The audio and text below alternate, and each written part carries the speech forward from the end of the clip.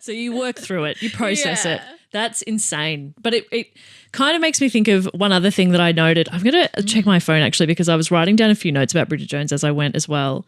But what I really liked is the shift in – so the first Bridget Jones Diary ends with a dramatic run in the snow and a declaration of love. Yes. And we go to credits, lovely.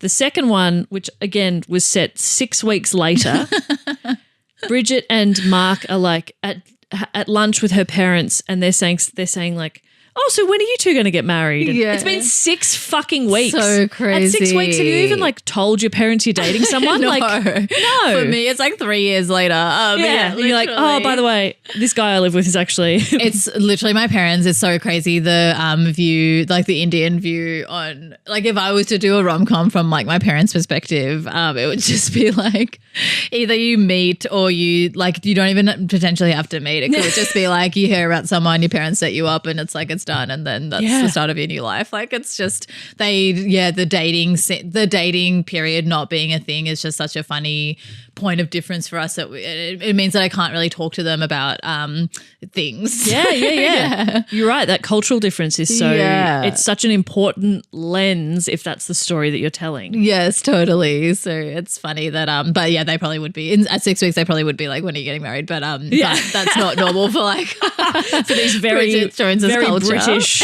white people. And then they split up over something dumb. She back with Daniel again. Wait, so in the second movie they split up after all that declaration of love, they split up over something dumb? Yeah, like 2 months later. Oh my God, what the hell? That's so crazy. Then she goes so back to dumb. Mark, Daniel. Yeah, oh my God. Then where she's working, Daniel starts working there as well. They end up on Urvi. This is crazy. This plot is insane. Thing. That she ends up, they go to Thailand to do a piece together, like Daniel and Bridget doing this TV piece, and they are having a lot of fun. They reconnect a little bit, and then she goes back to his room, and there's a knock on the door. Like it's looking promising. She's sort of like, I think I'm ready to move on from Mark. And then there's a knock on the door, and he has hired a sex worker, forgotten about it, and she's arrived.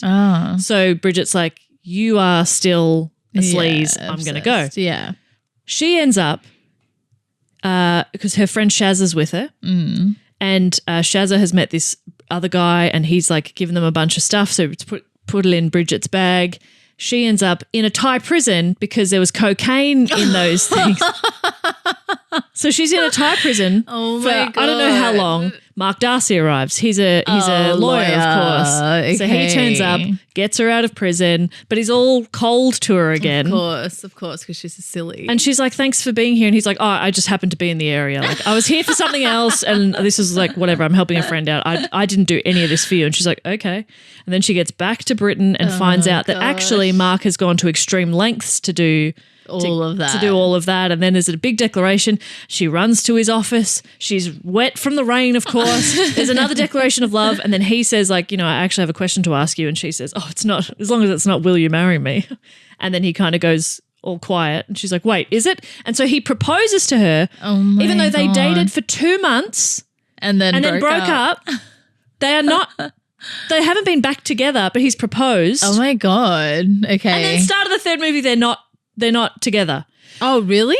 Why? I don't know. Again, it was like that his work takes up too much of his time and it's not compatible and it just didn't work, yada, yada, yada. But that idea, and I'm sure listeners will be like, yeah, Jess, we get it, because I've brought it up a few times. Like I don't like it when a movie, I like when they wrap it up in a nice little bow. I like a satisfying ending, but it doesn't have to be marriage. No, exactly. No, I hate it when it's like 3 months later and they're walking down the aisle. I'm like, you just met. Yeah, it doesn't have to be marriage. Was it another rom-com I love, like The Big Sick? Have you seen that? Yes. Yeah, I don't know if they do. I don't know what happens at the end of I forget. But I think they're married now. Yeah. They're married now, but like, I think that was a fun movie. I did like that movie. That was nice. Yeah. I haven't seen that for ages, actually. I'd like to rewatch that. Yeah. And based on their real story, which is so nice. So cute. But what I liked about Bridget Jones' Mad About the Boy is that she and Scott get together. And then it does go to a year later and she's having a New Year's Eve party at her place and the kids are happy and all the friends are there, the family's there. Yeah. And Scott's there obviously and he has a good relationship with her mum and her friends and, you know, you're just seeing little snippets that their life is going quite nicely together. And there's no proposal. No. They've been together for a year. Yeah. And it just ends with them hugging, having a nice moment. Yeah. And that's enough. And I also thought when I was watching it, it was like the cinematography was